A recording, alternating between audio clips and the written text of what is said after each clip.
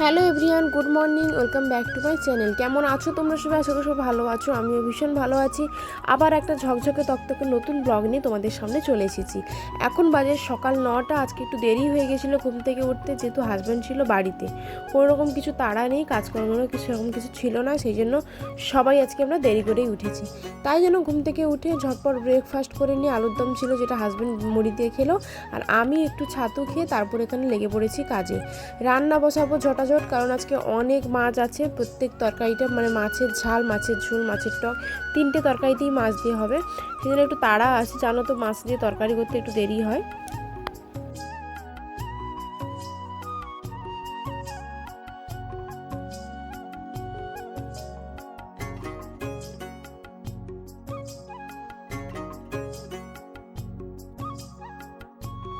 রান্না করতে করতে আমাকে এদিকেও মেয়ের দিকেও খেয়াল রাখতে হয়। তারপরে আজকেও যেহেতু বাবা ছিল, বাবা নিয়ে একটু বাইরে বসেছিল, যেহেতু বাইরে রোদ, শীতকালে রোদ লাগাটা ভালো, সেই জন্য আমি রান্না করতে করতে একটু গ্লাসে করে জল নিয়ে চলে এলাম।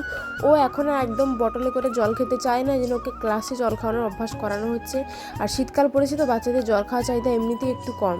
তো আমি রান্না করতে করতে বাইরে এসে ওকে অনেকটা পরিমাণে একটু জল খাওয়ালাম। তারপরে ও খেলনা ঝুড়ি নিয়ে চলে এসেছে, এখন সবার সাথে খেলছে। তারপরে দেখলাম যে ঠান্ডা বাতাস দিচ্ছে, ও ক্যাপটা খুলে ফেলেছে, ওকে ক্যাপটা পরিয়ে দিলাম। আজকে দেখো এখানে কত মাছ এনেছে। এখানে আছে পাবদা মাছ, তারপরে এই পাশে আছে ফার্সি মাছ, ওই পাশে আছে কাতলা মাছ। এই যে এখানে বড় সাইজের কাতলা মাছটা, যেটা এখন একটু হালকা করে ভেজে নেওয়া হচ্ছে, ওটা এখানে ঝোল হবে। আর মাছ মানে ভাজতে ভাজতে আজকে আমি শেষ করি। আজকে বাজার থেকে পুরো মাছের ছামড়া দিয়ে তুলে এনেছে, মানে তেল দিয়ে মাছ সামলাতে সামলাতে আমার 1 লিটার তেলটা শেষই হয়ে যাচ্ছে আর সময়ও চলে যাচ্ছে। এই হচ্ছে আমার বাড়ির অবস্থা, প্রত্যেক তরকারিতে শুধু মাছ দরকার আর মাছ দরকার। দেখি কত করে মাছ ভাজা শেষ হয়।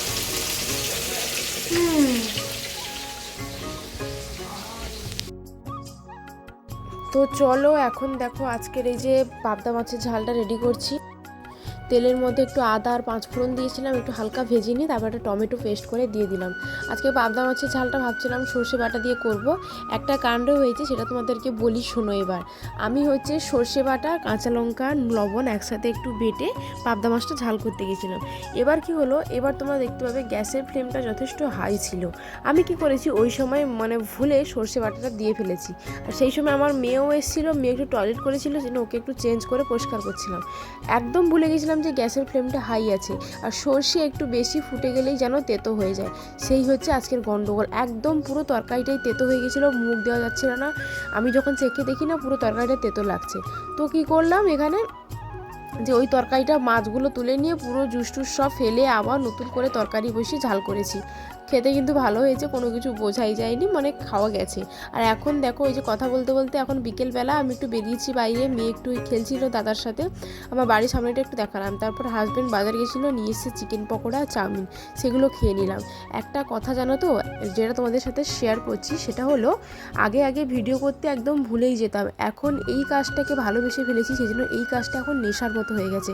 সারাদিনে যদি না কিছু ভিডিও শ্যুট করে মনে হলো এ বাবা কালকে, তাহলে কিছুই হবে না। হ্যালো এভরিওয়ান, এখন বাজে হচ্ছে সন্ধেবেলা, মানে কটা বাজে, এখন বাজে 8টা 15 এরকম। আজকে সন্ধ্যে থেকে পুরো ফুল হয়ে আছি। পকোড়া খেয়েছি, তারপরে হাজবেন্ড এনেছিল চিকেন চাউমিন, সেটা খেলাম।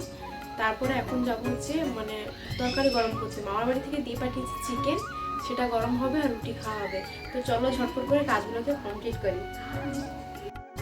তো যাই হোক, জানি না এই জিনিসটা কতদিন চালিয়ে যেতে পারবো। আমি এই ভিডিওটাকে এখন পুরো নেশার মতো হয়ে গেছে, না করলে সত্যি মনটা খারাপ হয়ে যায়। তো যাই হোক চলো, এই যে এখানে চিকেনের ঝোলটাকে গরম করে রেখেছি, আর এখানে এই যে হাজব্যান্ড চিকেন চাউমিন এনেছে, সেটা কিছুটা খেয়েছে, আর এখনও আছে, নিচে আরও এক প্যাকেট রাখা আছে। আর এখানে মেয়ের জন্য একটু অল্প করে রাত্রে গরম ভাত বানিয়েছি, যেটা চিকেনের ঝোল দিয়ে ওকে খাইয়ে নেব। তারপর রাত্রিবেলা এখন বিছানা করতে এসেছি। আমার তো সবথেকে কষ্টের কাজ এই বিছানা করা, কারণ সারাদিনে এতবার আমাকে বিছানা পরিষ্কার করতে হয় যে খুবই কষ্ট হয়ে যায়। মেয়ে থাকে তো, মানে নিচ থেকে যা জিনিস কুড়িয়ে আনবে সব জিনিসটা বিছানার উপর ভরে তুলে দেবে, এই জন্য আমাকে আগে থেকে বিছানাগুলো ঝেড়ে রাখতে হয়। অবশ্য আমি যদি না সময় পাই, ওর বাবা এসেই কিন্তু বিছানাগুলো ঝেড়ে রাখে। তো দেখো কথা বলতে বলতে আমার এই কাজটাও হয়ে গেছে। এবার হচ্ছে একটু ঝাড়ু দিয়ে নেবো। অনেকেই হয়তো বলবে যে রাত্রে ঝাড়ু দেওয়া ঠিক নয়, সত্যিকারে রাত্রে হচ্ছে ঝাড়ু দেওয়াটা উচিত নয়। তবে আমি কি করি, রাত্রে ঝাড়ু দিয়ে যে ঝাড়ুর যে ময়লাগুলো থাকে ওগুলোকে বাইরে বের করি না, ঘরের একটা কোণে রেখে দিই, যেটা শাশুড়ি মা সকাল থেকে সেটা তুলে নিয়ে বাইরে ফেলে দেয়। আমি এটাই শুনেছি যে রাত্রে বাইরের ময়লা ছেড়ে মানে ঘরের ময়লা ছেড়ে বাইরে ফেলতে নেই। তো চলো আজকের এই ব্লগটা এখানেই শেষ করছি, দেখা হচ্ছে নেক্সট ভিডিওতে।